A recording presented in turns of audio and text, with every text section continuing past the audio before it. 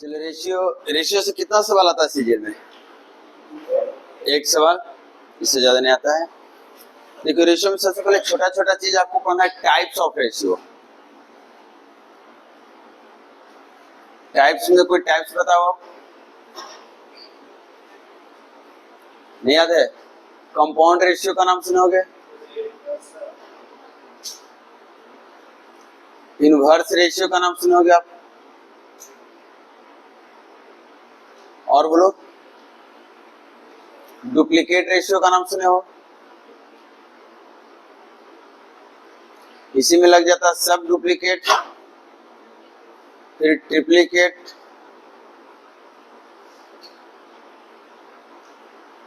फिर सब ट्रिप्लीकेट। एक और होता है कंटिन्यूड रेशियो।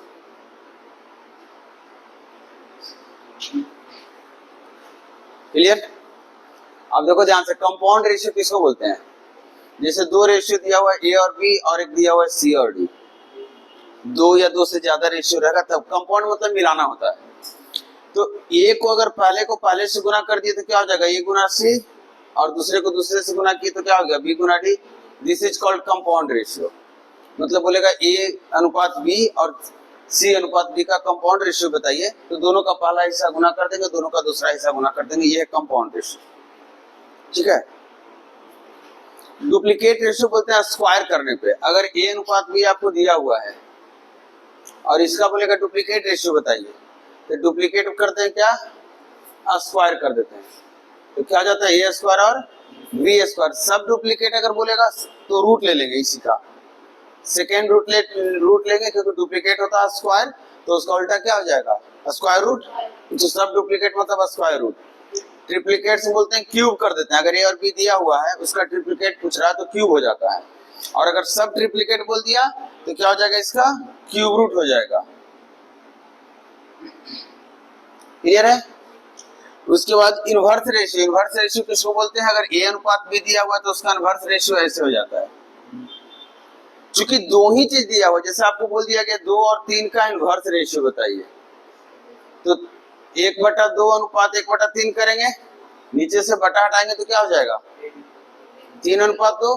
तो 2 को आप इसको इंटरचेंज भी कर सकते हो, आपका हो जाएगा इनवर्स रेशियो।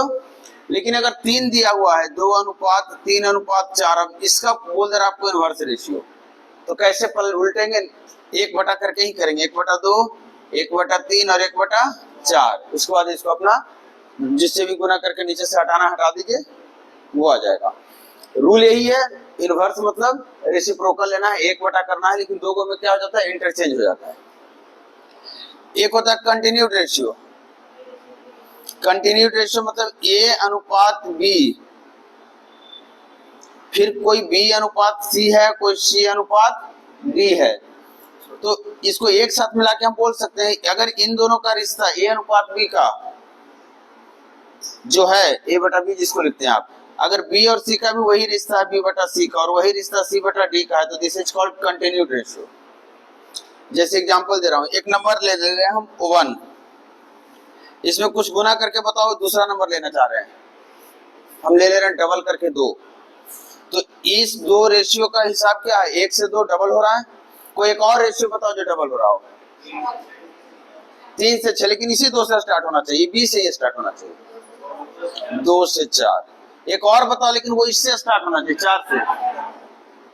तो हम बोलेंगे 1 अनुपात 2 अनुपात 4, ये जो है ये कंटिन्यूड रेशियो में है। इसको जीपी भी आप बोल सकते हो, देख लो जीपी है ये प्योर, जिस हिसाब से पहला 2 बढ़ा है उसी हिसाब से अगला 2 बढ़ा है, तो इसको क्या बोलते हैं, कंटिन्यूड रेशियो, ये जीपी। अब इसमें सवाल जो पूछा है पहले वो इस टाइप से पूछता है, आपको बोल देगा ए बी सी डी क्या है, कंटिन्यूड रेशियो में है। आप समझिएगा इस बात को, ये कंटिन्यूड रेशियो में है। तो आपको इतना समझ में आ रहा होगा, ए अनुपात बी या ए बटा बी जो वैल्यू होगा वो किसके बराबर होगा, नहीं बी बटा सी नहीं बोल रहा हूँ, कुछ और बोल रहा हूँ, बी बटा सी तो ठीक है, सही है। यहां से यहां का रिश्ता, अच्छा यहां से यहां का रिश्ता क्या था, डबल। देख लो यहाँ से यहाँ डबल है, यहाँ से यहाँ भी डबल है। अगर आगे कोई लिख दे यहाँ पे कितना लिखेगा, 8। मैं पूछ रहा हूँ इन दोनों का रिश्ता है 1 से 2, ये रिश्ता कहीं और भी फॉलो हो रहा है, 4 8 में और 2 4 में, तो सारा का सारा 1:2 के बराबर हो रहा है ना। तो मतलब अगर ये कंटिन्यूड रेशियो है तो यहाँ से यहाँ का रिश्ता वही होगा जो यहाँ से यहाँ का होगा या फिर यहाँ से यहाँ का होगा। और गलती से कोई बी से डी का रिश्ता निकाल लिया, बी से डी का निकाल रहा, तो 2 बार रिश्ता हो चुका है, बी से सी और सी से डी। तो अगर आपसे मैं बोलूं कि ए अनुपात डी है तो आप बताओ कितना रेशियो भागा, 1 बार 2 बार 3 बार, मतलब कोई भी एक रेशियो ले सकते हो ए और बी का, और इसका 3 गुना कर देंगे, पावर 3 कर देंगे, 3 बार यही चीज गुना कर देंगे तो बराबर हो जाएगा। आपसे बोल रहा हूँ ए अनुपात बी अनुपात सी अनुपात डी अनुपात ई, मतलब ए जो है बी सी डी सब एक कंटिन्यूड रेशियो में है। तो 20/E अगर आपसे मैं पूछ रहा हूं तो कितना बार गुना हुआ होगा, 1 बार 2 बार और 3 बार। अब या तो अब 3 बार का गैप का कोई भी ले लो, जैसे ए से कितना ले लें, कुछ और बोलो, सी से ई 2 ही बार है, 3 बार लेना है। तो ऐसा करो, नहीं मिल रहा तो 1 बार का लेके पावर 3 कर दें, कर सकते हैं ना। जैसे यहीं पे देखो 1 से 8 आपसे पूछ रहे हैं, कितना गैप है, 1 और 2 गैप है, 3 गैप है, 3 गैप है ना 1 से 8। तो कोई भी एक गैप ले लो, कोई भी एक गैप, 1 से 2 ले लो पावर 3 कर दो आ जाएगा 1 8, 2 से 4 ले लो पावर 3 कर दो आ जाएगा 1 8, 4 से 8 ले लो पावर 3 कर दो आ जाएगा 1 8। क्लियर है। अच्छा ये भी बताना पड़ेगा कि 2m 2x कर दे रहे हैं, 2x बराबर 3y बराबर 4z है। आपको x अनुपात y अनुपात z बताना है, कैसे बताएंगे, x चाहिए तो x के साथ जो गुना है उसको छोड़ दीजिए, बाकी सबको गुना कर लीजिए। y चाहिए तो y को छोड़ दीजिए, बाकी को गुना कीजिए, और z चाहिए तो z को छोड़ दीजिए, बाकी को गुना कीजिए, हो जाएगा। और अगर 2x बराबर 3y है और xy चाहिए आपको, तो आप क्या करेंगे, पलट देंगे या फिर कहेंगे फिर से x को छोड़ दे रहे हैं, तो कितना आ जाएगा 3, अब y लिखेंगे तो y को छोड़ देंगे, कितना आएगा 2। क्लियर। ये जो भी आएगा डायरेक्ट डेफिनेशन पे आएगा। आगे आपको हम बता रहे हैं कि एक छोटा सा रेशियो हम ले रहे हैं, एक छोटा सा कॉन्सेप्ट है।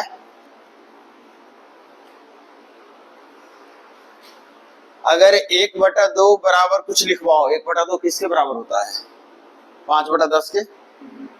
अब 5/10 किसके बराबर होता है, 4/8, कुछ भी बोलो, एक और बोलो, 3/6। ठीक है। अब आप सारे का ऊपर जोड़ दो तो कितना आ रहा है, कितना 13, और नीचे आ रहा 26, सेम रेशियो रह रहा है। किसी 2 को घटा लो, इसका इसका और इसका इसका, आ रहा है सेम। मतलब आप याद रखेंगे a/b बराबर c/d बराबर e/f है। तो यही चीज आगे चल के आप बोल सकते हो a + c + c/b + d + f भी होगा। अगर इसमें कोई अपने से इस रेशियो के ऊपर नीचे में m गुना कर दे, m, तो हम बोल सकते हैं ma, इसमें n गुना कर दे nc, और इसमें नहीं गुना करे छोड़ दे, बटा क्या लिखाओ, ये भी सेम आएगा, इसी के बराबर आएगा सेम ना। तो ये ध्यान रखना है आपको। आपसे पूछ देगा ऐसे करके कि if a/b बराबर c/d then which of the following is not equal to this ratio, और लिख देगा a + c/b + d, ये इसके बराबर नहीं है। दूसरा लिखेगा a - c बटा b - d, नहीं है। फिर लिखेगा am + c बटा bm + d, और फिर लिखेगा a - c बटा d - d। इसमें से कौन गलत है, चौथा। क्या दिक्कत है, साइन पलट दिए, ऑर्डर पलट दिए हैं, ऑर्डर नहीं पलटते तो ये भी सही हो जाता, तो आपको ये ध्यान देना है। अच्छा ये एक और लिख ले रहे हैं, ma + nc बटा mb + nd, ये बराबर रहेगा। देखो तो m किस में गुना किया गया है, a और b में, और ये भी एक ही रेशियो का पार्ट है ना, तो m तो कैंसिल हो जाएगा, तो इनडायरेक्टली तो ए बटा बी ही है और ये भी इनडायरेक्टली सी बटा डी ही है, तो बराबर तो होगा ही होगा। अब यही लिखे थे यहाँ पे। एक और लिख रहा हूँ, M A plus M C बटा बी प्लस डी, ये बराबर होगा उससे कि नहीं? नहीं होगा, क्योंकि हम अकेले सिर्फ ऊपर से गुना किए हैं। क्लियर है? अच्छा, इसी में एक आगे पढ़ना है कंपोनेंट और डिपेंडेंट, इसी टाइप का होता है। जैसे ए बटा बी बराबर अगर एक्स बटा वाई है, तो सी एंड डी कंपोनेंट और डिपेंडेंट बोल रहा है कि अगर इन दोनों को जोड़ दिया जाए, ए प्लस बी कर दिया जाए और फिर इसी दोनों को घटा दिया जाए, जो ऑर्डर है घटाने का वो ध्यान रखिएगा। जोड़ने में ए प्लस बी लिखे जाए फिर बी प्लस ए, कोई दिक्कत नहीं है।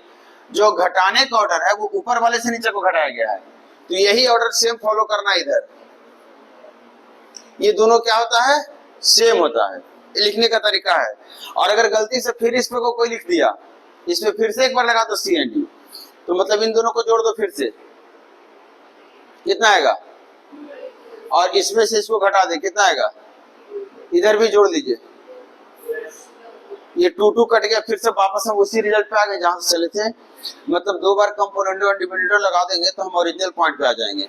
अब इसका यूज कहाँ है? आपसे सवाल किसी तरीके से सोल्व करने के दौरान आपको मिल जाएगा X plus Y minus X Y minus Y दे देगा 5/3। आपको एक्स और वाई का अनुपात निकालना होगा, मतलब एक्स बटा वाई निकालना है।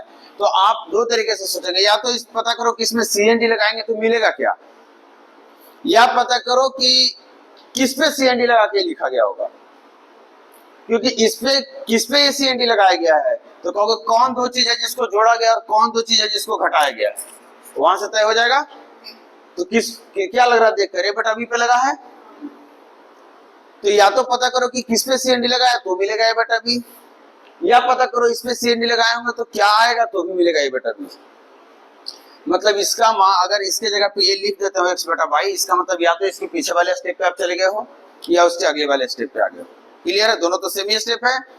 तो अब इधर क्या लग रहा है, ये आपके लिए आसान है कि पता करना कि किस पे सी एन डी लगाया गया है, या फिर ये आसान है कि इस पे सी एन डी लगा देते हैं, आएगा तो वही ना एक्स बटा वाई। तो सी एन डी लगा दो, 5 + 3 8 और 5 - 3 आपको एक्स वाई डायरेक्ट मिल गया। कभी कभार आपके साथ ऐसा हो जाएगा कि 2x + 3y by 3y minus 2x बराबर 5/1। आप बताओ, आपसे पूछ रहा हूँ x अनुपात y चाहिए हमें, आप क्या करोगे? आप देख के बताओ सी एन डी किस पे लगा है? 3y/2x 2x/3y, ये तय करेगा ऊपर कौन होगा जो। ठीक है, कोई दिक्कत नहीं, लास्ट में आंसर पलट लेंगे हम। तो इसको अगर पता करोगे किस पे सी एन डी लगा है, तो सी एन डी लगा हुआ इस पे, तो इधर भी तो 3y - 2x है ना, 3y + 2x प्लस वाला तो आखिरकार ऊपर ही है ना, तो 5 + 1 यहाँ लिखेंगे और 5 - 6। अब यहाँ से आप इसको ऐसे नहीं कर सकते हो, x और y कितना आ गया? क्लियर है? रहेगा ध्यान, आगे बढ़े। एक होता है रेशियो में आपका, आप सवाल सोल्व करेंगे रेशियो मेथड से। रेशियो में 2-3 तरह के सवाल बनते हैं, देखो सारा कॉन्सेप्ट इस क्लास में हम दे रहे हैं, 1-2 सवाल भी कर लेंगे अगर समय मिला तो। एक सवाल आपको दे रहा हूं, x + 1/x + 7 बराबर 1/2। सवाल हम पढ़ दे रहे हैं, यहाँ लिख दिया है। सवाल बोल रहा है कि एक संख्या में 1 जोड़ा जाता है और उसी संख्या में 7 जोड़ा जाता है, तो दोनों न्यू रिजल्ट का अनुपात 1 और 2 हो जाता है, 1 अनुपात 2 हो जाता है। तो बताइए संख्या क्या थी? हम रेशियो के फॉर्मेट में सवाल चेंज किए हैं, लिखे हैं, यहाँ दिख रहा होगा अलजेब्रा। आपको इसको क्रॉस मल्टीप्लाई नहीं करना है, क्रॉस मल्टीप्लाई सबको कर रहे हैं, और जो सबको कर रहे हैं वो तो नहीं करना आपको। कम से कम देखो 25 सवाल में से 20 सवाल लगभग बना लेना बहुत बड़ी बहादुरी नहीं है। हम 5 क्वेश्चन के लिए आपको यहाँ पे लेकर आए, ये 5 क्वेश्चन में आपको इन सबसे आगे होना पड़ेगा, उसी 5 क्वेश्चन की बात होती है। 1-2 सवाल पूछेगा जो बहुत हार्ड होगा, जो आपको नहीं देगा बनाने, उसी को बनाने में दिखता है, उसी को बनाने पे रिजल्ट होता है। तो यहाँ ध्यान रखना, क्रॉस मल्टीप्लाई करेंगे तो आप मान के चलिए कि लगभग सब लोग बराबर समझ लोगे, क्योंकि बहुत हार्ड तो है नहीं इसमें। तो आप सोचो क्या करना है, आप देखो कि इक्वेशन का डिफिनेशन क्या है कि लेफ्ट साइड और राइट साइड बराबर हो जाएगा, उसी को इक्वेशन बोलते हैं ना। और इक्वेशन में अगर फ्रैक्शन है इसके बावजूद ये बराबर हो जाए तो आप कहोगे सर इसका ऊपर वाला इसके ऊपर वाला से बराबर हो जाए, इसका नीचे वाला इसके नीचे वाला से बराबर हो जाए तो हो गया बराबर, इक्वेशन ओके हो गया। तो बताओ आखिर इन दोनों में कौन बड़ा दिख रहा है आपको ऊपर नीचे में? नीचे वाला। और उधर एक बात तो ट्रू है, चलो दोनों में नीचे वाला बराबर है। इस बात ये बात आ रहा है आपको कि x का मान पॉजिटिव आ रहा है, क्लियर है। अगर उल्टा हो जाए, एक में नीचे बराबर बड़ा हो एक में ऊपर बड़ा हो तो x नेगेटिव हो जाएगा, क्लियर। अब बढ़ो आगे, नीचे वाला बड़ा आखिर है कितना? इधर से या उधर से? अब थोड़ा सा एक पॉइंट और समझो, क्या x प्लस 1 एग्जैक्ट वैल्यू है? x प्लस 7 एग्जैक्ट वैल्यू है कि रेशियो है? ये दोनों मतलब इतना बटा इतना ये एग्जैक्ट वैल्यू है कि रेशियो है? एग्जैक्ट वैल्यू है, x लगा हुआ है, x का फिक्स मान होगा इस सवाल में। अगर आप 2 भी निकालते हो तो 2 1 3 बटा 2 7 9, 3 और 9 है, ये एग्जैक्ट वैल्यू है। रेशियो उधर देखो काट के लिख दिया गया है, क्योंकि ये तो बोल रहा है कि हम 6 बड़ा हैं, ये नहीं दिख रहा है 6 बड़ा, नहीं दिख रहा है, तो ये मान है, एग्जैक्ट मान है, ये एग्जैक्ट वैल्यू है। तो आपको क्या करना है, इसके कंपैरिजन में उसको बराबर कर लेना है। मतलब अगर इधर नीचे वाला 6 ज्यादा हो रहा है तो इसको भी 6 बड़ा करना होगा। फिलहाल कितना बड़ा है? 6 बड़ा करने के लिए क्या करें? 6 से गुना करके नया वाला लिखा दोगे आप, क्या आएगा?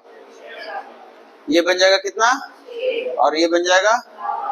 अब इसका मतलब आप सेट कर चुके हो कि उधर का ऊपर इधर का ऊपर बराबर भी है और उधर का नीचे भी इधर का नीचे के साथ बराबर है। तो बताओ उधर का ऊपर है कितना? x प्लस 1 ना, और x प्लस 1 है कितना? मतलब किसमें 1 जोड़ने पर 6 आता होगा? x निकल गया। नीचे से भी ट्राई करो, किसमें 7 जोड़ने पर 12 आता है।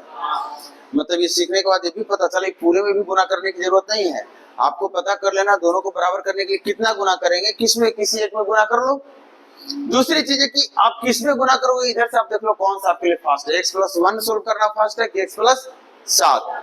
जैसे फिर से हम दे रहे हैं सवाल, जैसे x माइनस 1 है और यहाँ x प्लस 3 है और यहाँ 4 बटा 3। अब बताओ इधर कौन बड़ा है? अभी थोड़ा सा आपके लेवल कराने दे रहे हैं, ये कौन सा बड़ा हो रहा है? नीचे वाला कितना बड़ा हो रहा है? इधर कितना बड़ा हो रहा है? कितना से गुना करना होगा? ऊपर गुना करना है सिर्फ 8 हो जाएगा, x उधर जाकर 9 हो जाएगा, x मिल गया काम। अब थोड़ा टेढ़ा कर दें, ठीक। 2x प्लस 1 और x माइनस 1 5 बटा 2।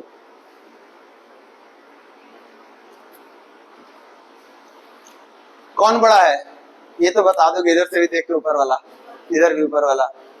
कितना बड़ा नहीं बता पाओगे क्योंकि एक x है एक 2x है। तो आपको क्या करना होगा, नीचे वाले को भी 2x बना दो ताकि आप कह सको 2x में, जैसे यहाँ पे दोनों में x था तो बड़ा आराम से देखकर बता रहे थे, वहां भी आप 2x कर दो। तो इसमें 2 गुना करोगे तो आदत है ऊपर गुना करने की, वो आदत को बदल दो, ऊपर नहीं गुना करेंगे, दाहिने साइड ही नीचे किए हैं तो उस तरफ भी कर देंगे। मतलब इसको 2 से अगर ऐसे करके गुना कर लेते हैं तो इधर भी तो 2 से गुना करना होगा, बैलेंस होना चाहिए ना। अब बताओ ध्यान से देखो, ये कितना है? 2x माइनस 2 और ये कितना हो गया? अब बताओ इसमें कौन बड़ा और कितना? एक बड़ा है ऊपर वाला, इसमें कितना? 3 और उधर कर ले 3 बराबर। इसमें गुना करना चाहोगे, आपके लिए कौन सा सोल्व करना आसान है, ये कि ये ऊपर वाला? तो 3 गुना करो, कितना आ गया? 15। तो अब कितना हो गया? 14। तो x कितना हो गया? ठीक है, कभी कभी दोनों साइड में गुना करना पड़ सकता है बराबर बैलेंस करने के लिए। नहीं तो फिर ट्राई करके देखो एक बार,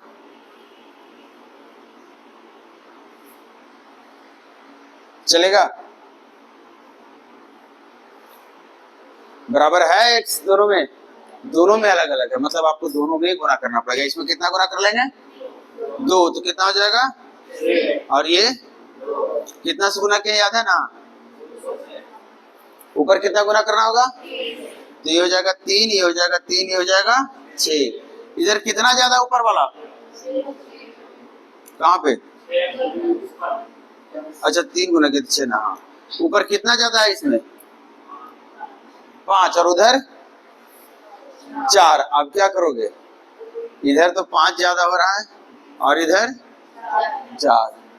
हाँ इधर 4 से गुना कर लो, उधर 5 से गुना कर लो, नहीं वो स्टार्टिंग में जब फाउंडेशन में पढ़ते हैं, तो अभी नहीं, इतना समय नहीं है। दोनों को गुना करोगे फिर इक्वेशन लिखोगे। इसको क्या बना दे, 5 हम बनाना सिखा दे इसको। पहले 4 से भाग कर दो, हो गया 1, 5 गुना कर लो, हो गया, काम खत्म, हो जाएगा ना। आपको कितना से गुना करना पड़ रहा है? 5/4 से। अब किस में गुना करना चाहोगे, नीचे वाले में कि ऊपर वाले में? कौन सा इक्वेशन आपके लिए आसान है? नीचे वाला तो गुना कर लो 5/4, इसमें से कितना है ये? 2.5, 2 जोड़ लो इधर लाके, 4.5, 4.5 को 6 से भाग कर दो, क्या हो गया? 15 45, 15 60। क्लियर है ना? ये नहीं करना है कि उधर भी किए इधर की, ये काम नहीं। किसी एक को ज्यादातर चांस है, इधर वाले को करोगे तो ज्यादा दिक्कत नहीं होगा आपको। और जैसे हम लिख रहे हैं और राइट करके वैसे ही कॉपी पे आप बनाओगे सवाल अगर मिला तो। क्लियर है?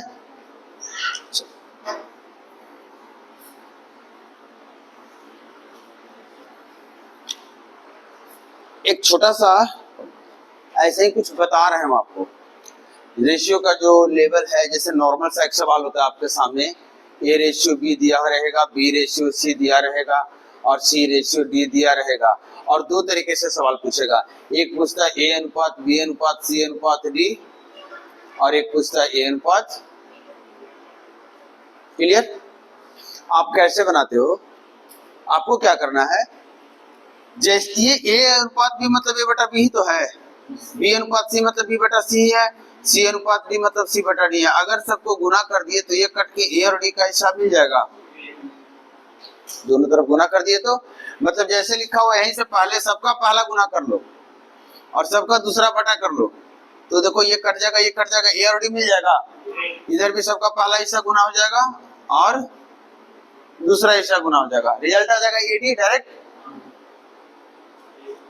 अगर एबीसीडी पूछ रहा हो तो आप बताओ कि ए अनुपात बी अगर दिया हुआ है 2 3, बी और सी कितना रखें? 2 और जल्दी बोलो 5, और सी और डी कितना रखें? 5 3। क्लियर है? हम इसका ऑप्शन हम देने की कोशिश कर रहे हैं। अगर ये तो आप गुना करके कर लोगे, यहां से गुना कर लोगे कितना आ जाएगा, और यहाँ से गुना कर लो कितना आ जाएगा, जो काट रहा है उसको काट सकते हो आप दोनों हिस्से से, तो 4 और 9 का आंसर आएगा।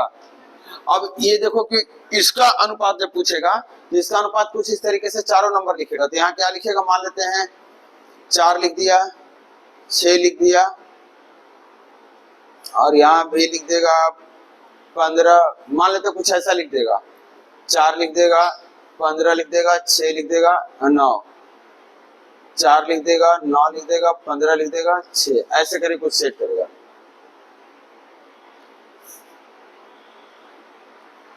सेट कर दिया है सब ऑप्शन 4। आपको सोल्व नहीं करना, आपको सिर्फ चेक कर लेना है कि अगर ए अनुपात बी 2 3 दिया है तो किस में 2 3 है, ए और बी। देख लो किस में है, तो ये क्यों देकर बैठा 2 छठा, उसके बाद इससे 3 को नहीं छठा, मतलब आंसर नहीं पकड़ा है, तो फिर बीसी को भी चेक कर लो, कहीं 2 5 हो रहा है, बीसी नहीं हो रहा है, यहाँ हो रहा है, ये काम कर लेना है। लेकिन एक सवाल आएगा जहां पे कोई मेथड काम नहीं आएगा, कोई रेशियो जो पढ़ो काम नहीं आएगा। वो सवाल कुछ इस तरीके से होगा, हम सेट करने की कोशिश कर रहे हैं, a प्लस एक्स अनुपात b माइनस एक्स अनुपात c प्लस d बराबर 2:3:5। आपसे पूछ रहे हैं a प्लस बी अनुपात c प्लस डी कितना होगा। कुछ दिमाग में आए बात तो बताइएगा।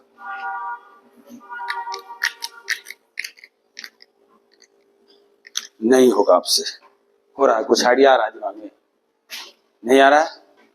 आप ध्यान दीजिएगा, इस तरह के सवाल में बहुत ज्यादा अननोन है, अननोन रहने दिया है, आप कुछ नहीं कर सकते। 2 तरीका होता है, बेस्ट तरीका होता है जो चाहिए वो अपने आप मिलेगा, बस ध्यान दीजिए कि दाहिने साइड जो नंबर दिया हुआ इस नंबर को ध्यान दीजिए, क्या किसी 2 नंबर का जोड़ तीसरे के बराबर हो रहा है?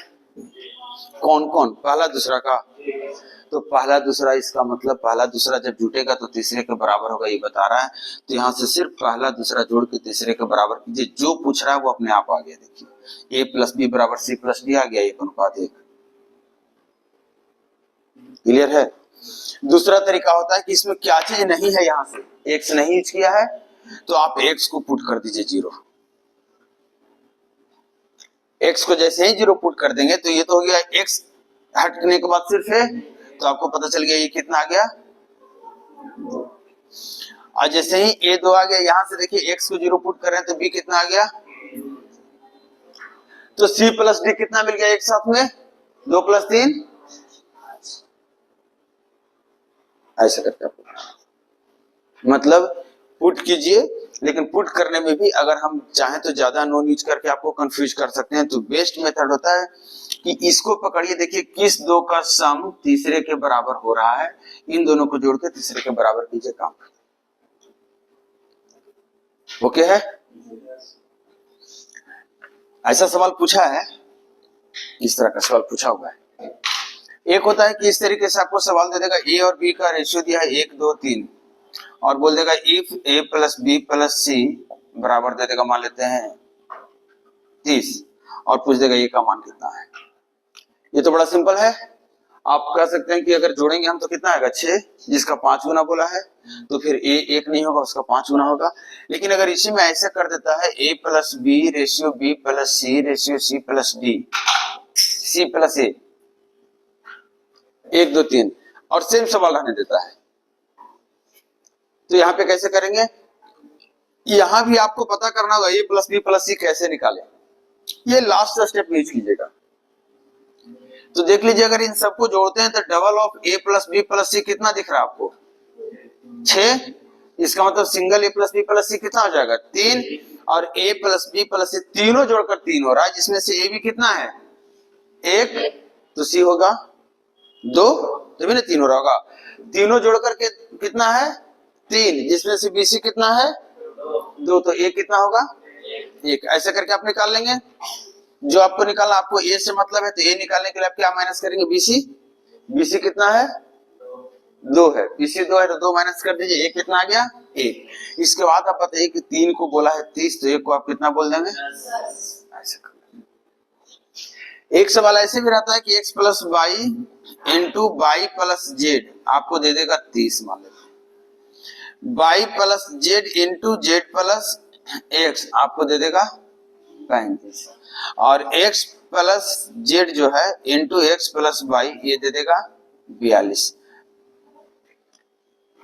हो गया? और पूछेगा कि x अनुपात वाई अनुपात जेड, कुछ मांगेगा आपसे। ये पूछ देगा कि if x plus Y plus Z जो है वो दे देगा, मान लेते हैं 120, आपसे पूछ देगा x कितना होगा। सेम सवाल पैटर्न पे।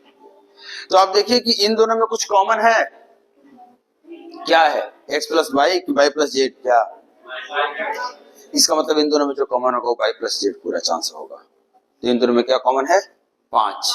इसका मतलब 5, अगर ये वाई प्लस जेड है तो x कितना होना चाहिए, यहाँ पे अगर y प्लस जेड 5 है तो ये 7 होना चाहिए। देखिए आगे सेट किया हुआ 7 7 42, ऐसे करके आपको देख लेना है। बढ़े आगे।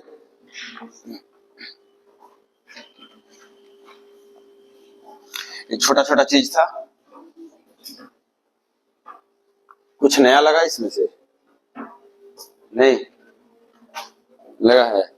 अब आ जाइए आगे। एक सवाल होता है जिसमें आपको इनकम दिया रहता है रेशियो में, ए और बी का इनकम इतना है, या ए बी सी का इनकम इतना है, ए बी सी का एक्सपेंडिचर दे देगा, ये भी दे देगा, ये भी दे देगा, और सेविंग पूछेगा।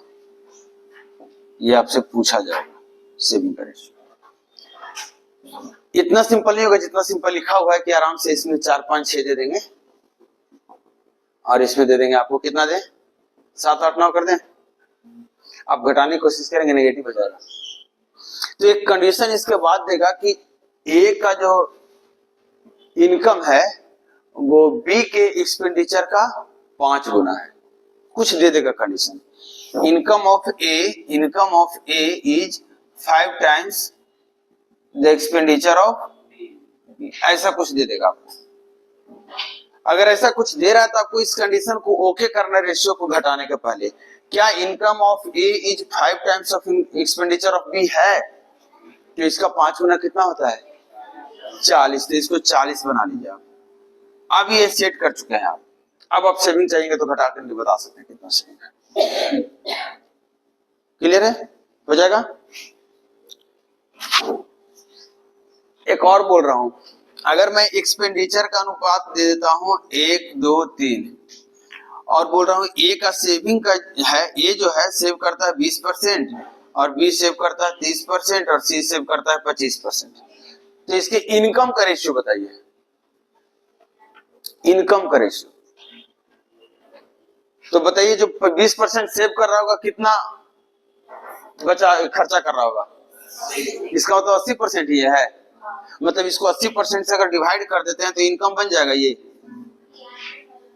ये कितना परसेंट है सेविंग 30%, मतलब 70% खर्चा कर रहा होगा, तो इसको 70% से डिवाइड कर देंगे तो बन जाएगा इनकम।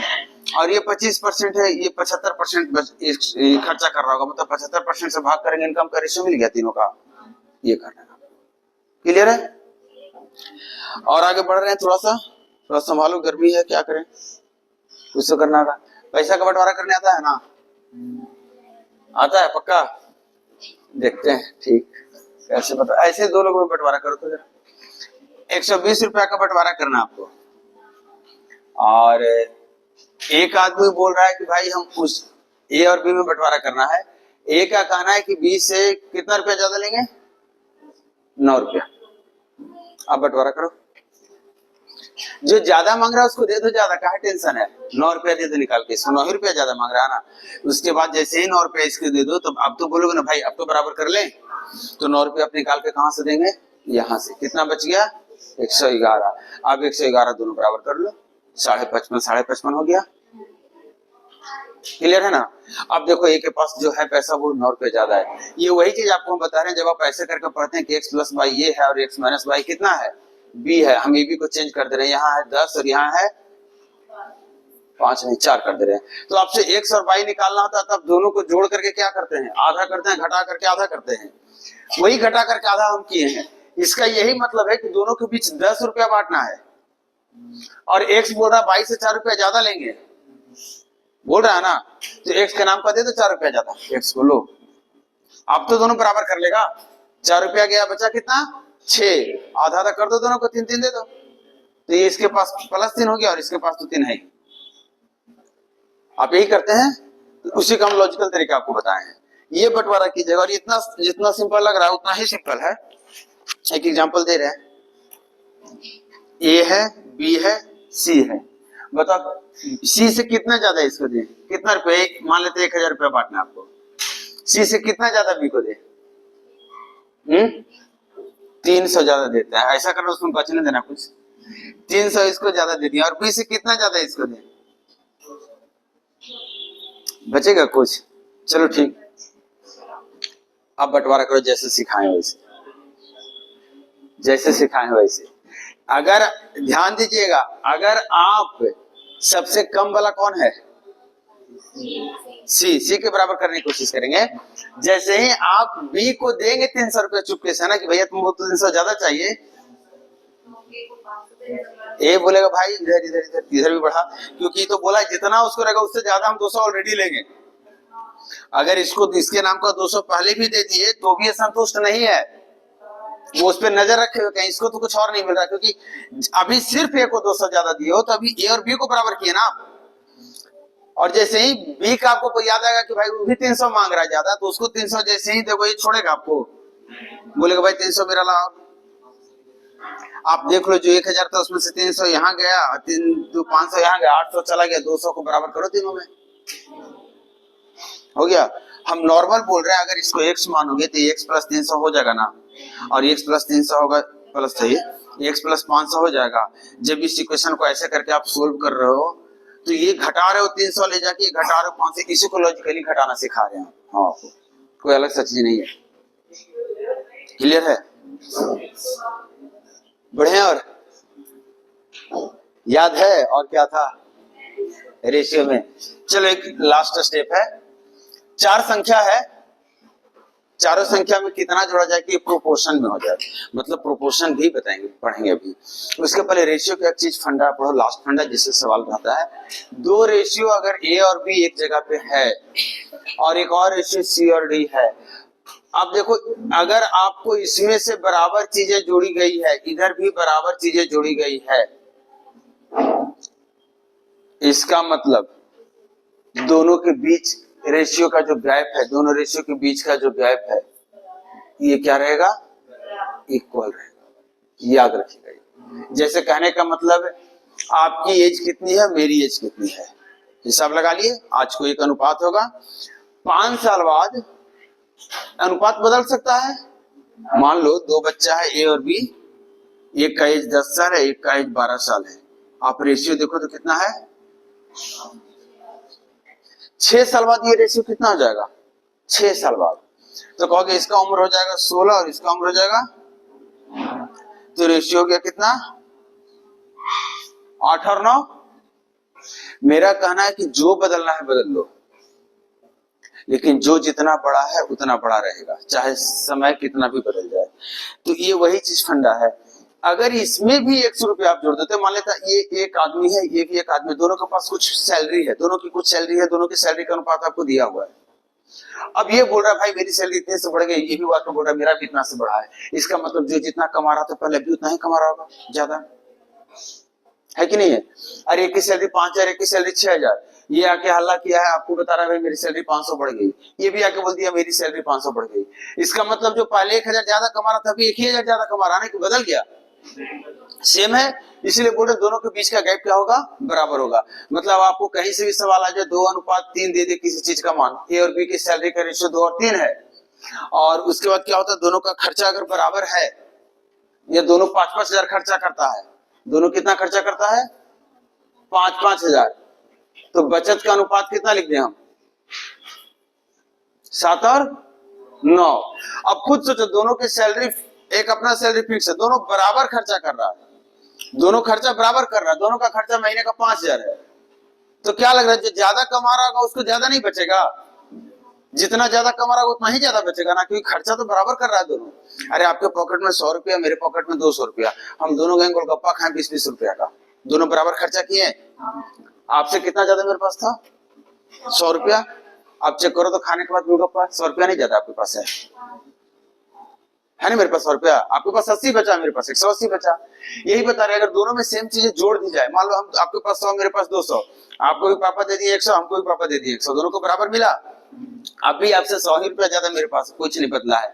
मतलब अगर दोनों में सेम चीजें जोड़ी जाए, सेम चीजें घटाई जाए, तो आप इसको खाली बराबर करने की कोशिश करना। जैसे यहाँ पे दिया है 7, 9, 2 ज्यादा है, यहाँ पे 1 ज्यादा, जरा बराबर करो 2 से गुना करके। अब देखो ये कितना बढ़ा हुआ है, ये कितना बढ़ा हुआ है, दोनों बराबर सेट हो चुका, उसी बराबर की वैल्यू यहाँ पे दे रखा है 5000, वो माइनस प्लस सवाल में सेट हो जाएगा अपने आप। क्लियर? अगर ऐसा हो जाए कि ए और बी का रेशियो आपके सामने और सी और डी का रेशियो, बोले कि भाई इधर जो बढ़ाए हैं उतना ही इधर क्या किए हैं, घटाए हैं, अब अनुपात में क्या अंतर आएगा? तो खुद सोचो, तुम्हारे एक पॉकेट में 500, एक पॉकेट में 600, आप ही का पॉकेट है दोनों, आपके पास टोटल कितना रुपया है? 1100। एक पॉकेट में 500, एक पॉकेट में 600। अब जिसमें 500 है उससे 10 रुपया निकाल लो, निकल गया, और दूसरे पॉकेट में डाल लो। अब भी तो आपके पास टोटल उतना ही ना है, दोनों पॉकेट का अनुपात बदला है। सिंपल सा बात है। अगर ये आपको लगे कि भाई इन दोनों को मिला करके इसमें x जोड़े हैं, इसमें x घटाएं, तो मिला करके तो सम ही नहीं रहेगा। तो यहाँ पे आप क्या करोगे, सम को इक्वल करोगे दोनों जगह की, अपने आप यहाँ से दिख जाएगा, जितना प्लस हुआ होगा उतना माइनस हुआ होगा। जैसे देखो आपकी मेरी सैलरी 2-3, आपकी सैलरी कितने से बढ़ गई, कुछ फिक्स अमाउंट दे रहे हैं, और मेरी सैलरी उतना ही से घट गई है। अब 1 और 2 अनुपात में हो गई हमारी सैलरी, प्लस माइनस देख लेना कितना सेट होता है। आप हम दोनों की सैलरी टोटल कितनी थी? 5, अभी कितनी है? 3। ऐसे कैसे हो गया? जब हम दोनों एक ही जगह हैं, आपकी बढ़ी मेरी घटी, तो मिला जुला के तो बराबर ही है ना। तो इसको कितना से गुना करें, और इसको आप देखो, इस ये कितना हो गया, 6 और 9, ये कितना है 5 और देखो यहाँ माइनस हो रहा था, यहाँ प्लस हुआ है। देखो जितना यहाँ माइनस हुआ है उतना ही यहाँ प्लस हुआ है, यही समझा रहा हूं। अगर जितना माइनस हुआ है उतना ही प्लस हुआ है, तो इसका मतलब दोनों रेशियो के जो वैल्यू है उसके सम को बराबर करना होगा। नेक्स्ट तीसरा पॉइंट होता है कि अगर ये सेम चीजें ना जोड़ी जाए ना सेम चीजें घटाई जाए, वैल्यू ही अलग हो जाए, मतलब ए अनुपात बी हो जाए, सी अनुपात डी, इधर कुछ और जोड़ा गया है और इधर कुछ और, ये नंबर चेंज हो जाए, साइन प्लस माइनस से कोई दिक्कत हमें नहीं है। जब नंबर ही चेंज हो गया तो मेरा गेम खत्म हो गया। सेम चीजें जोड़ी जाए या सेम चीजें घटाई जाए, हम अंतर को बराबर करेंगे। सेम चीजें जोड़ी जाए एक तरफ, दूसरी तरफ वही चीजें घटाई जाए तो हम सम को बराबर करेंगे। लेकिन अगर ऐसा हो जाए कि नंबर ही बदल जाए, तो यहाँ पे अगर आप चाहोगे कि इसके साथ क्या गुना किया है ये निकालने के लिए, ये निकालना है ऊपर वाला, तो नीचे वाला रेशियो को क्रॉस मल्टीप्लाई करके माइनस करोगे, अंतर लेंगे। लिख दे रहा हूं डिफरेंस ऑफ x गुना डी माइनस सी गुना y divided by difference of, इन दोनों का क्रॉस मल्टीप्लाई कर लो, किन दोनों का, रेशियो का क्रॉस मल्टीप्लाई, ए गुना डी और माइनस बी गुना सी। डिफरेंस इसलिए लिखा हो ताकि आप पॉजिटिव हो। अगर सी निकालना होगा, सी के साथ क्या गुना किया गया है, तो ए को इससे मल्टीप्लाई करेंगे, बी को इससे मल्टीप्लाई करेंगे, डिवाइड में वही तीनों रहेगा। क्लियर है? तीन चीज हो गया, आगे बढ़े, थोड़ा सा है हिम्मत। एक छोटा सा प्रोपोर्शन है। प्रोपोर्शन में देखो क्या होता है कि आपको चार चीजें एक साथ रेशियो में रहती है। वो रेशियो ऐसे नहीं रहता कि ए का बी के साथ फिर बी का सी के साथ, उसको कंटिन्यूड रेशियो बोल रहे थे। ऊपर कर दो, उसको ऊपर कर दो ना। जैसे ए अनुपात बी और सी अनुपात डी, पर दो रेशियो जब बराबर हो जाए दैट इज कॉल्ड प्रोपोर्शन। दो रेशियो बराबर हो जाए तो उसको क्या बोलते हैं, प्रोपोर्शन बोलते हैं, समानुपात। इसकी खासियत है कि आप ऐसे करके देखोगे ए बटा बी बराबर तो सी बटा डी दिखेगा, क्रॉस मल्टीप्लाई करोगे तो ए गुना डी बराबर क्या दिखेगा, बी गुना सी। और यहाँ से देखो कि गुना कौन कौन हो रहा है, दोनों किनारे वाला। गुना कौन कौन हो रहा है, दोनों नजदीक वाला। ये दिमाग में रखना। आपसे हम बोल रहे हैं कि A B C D proportion में, तो आप समझ जाओगे इसका मतलब इतना गुना इतना बराबर इतना गुना इतना हो रहा होगा। अब प्रोपोर्शन होने के लिए चार चीजें चाहिए, एक ए एक बी एक सी एक डी। जिस पोजीशन पर बैठा है उसके अनुसार से उसका नाम है। फर्स्ट टर्म कौन नाम होगा, ए। सेकेंड टर्म किसका नाम है, बी का। थर्ड टर्म किसको बोलेंगे, सी को। और डी हो गया लास्ट टर्म। लेकिन अगर मैं बोल दूं कि भाई साहब ए बी सी प्रोपोर्शन में है, प्रोपोर्शन में है, आप समझ में आ रहा है क्या हो रहा है, तीन ही को है, कैसे प्रोपोर्शन होगा। तो आप पूछो सर मिसिंग कौन सा है, चार को तो होना चाहिए। आप बोलोगे मिसिंग कौन सा, अगर मैं बोल दूं मिसिंग चौथा है, बताओ क्या है, तो चौथा की जगह पे लगा दीजिएगा ऐसे। आप तो प्रोपोर्शन में बना सकते हैं ना। और अगर बोले आप बोलेंगे सर मिसिंग कौन सा, मैं बोलूं मिसिंग थर्ड है, तो तीसरे के जगह पे ये सी था ना, ऐसे यहाँ पे लाके लगा दीजिए, हो गया मिसिंग तीसरा, तीसरा निकल जाएगा। लेकिन अगर मैं बोलूं ए और बी के साथ एक्स जो है प्रोपोर्शन बना रहा है, तो पूछो कहां पे रख के, बीच में रख के कि किनारे में रख के, अंतिम में रख के। अगर बीच में रख के बनाता है प्रोपोर्शन, उसी को बोलते हैं मीन प्रोपोर्शन। तो आप सोचो अगर इसको बीच में एडजस्ट करोगे, तीन आदमी प्रोपोर्शन बना नहीं सकता, तो आप क्या करेंगे, बेचारा इसी को ऐसे करके लिखने की कोशिश करेंगे, दोनों तरफ है इसी। आपको पता चल गया मीन प्रोपोर्शन मतलब बीच में। अगर यही मैं बोलूं कि ए और बी के साथ जो है एक्स प्रोपोर्शन बना रहा है, लेकिन लास्ट में है, मतलब कैसे रहा होगा, ऐसे रहा होगा। अब इसको प्रोपोर्शन में आप बनाओगे तो कहोगे ए अनुपात बी बराबर, बीच वाला ही बेचारा खिंचाएगा हर बार, और इसी को बोलते हैं थर्ड प्रोपोर्शन। तीसरे पोजीशन पर बैठ के प्रोपोर्शन बना रहा है, बीच में बैठ के प्रोपोर्शन बना रहा है, ठीक है ना। प्रोपोर्शन के लिए बीच वाला को इधर भी दो इधर भी दो। इसलिए आप देखोगे कि ए और बी का जब मीन प्रोपोर्शन की बात आती है तो आप कह देते हो ए गुना बी का रूट हो जाएगा। और ए और बी की जब थर्ड प्रोपोर्शन की बात आता है तो लास्ट में एक्स लगाओ, प्रोपोर्शन बनाओ, तो ए अनुपात बी बराबर बी अनुपात एक्स। और ए और एक्स गुना होगा और बी गुना होगा, तो एक्स बराबर बी स्क्वायर बटा ए लिखते हैं। तो ये है थर्ड प्रोपोर्शन, दो गो के बीच। क्लियर है? रहने दे रहा हूं, आप सवाल बनाएंगे, जितना सवाल बन सकता है लास्ट तक सारा सवाल बनाना है। कुछ सवाल आपको थोड़ा सा अलग हट के मिलेंगे, उन सब पे भी करेंगे। बाकी छोटा मोटा कॉन्सेप्ट अगर कुछ है वो कल कर लेंगे, ठीक है। चलिए।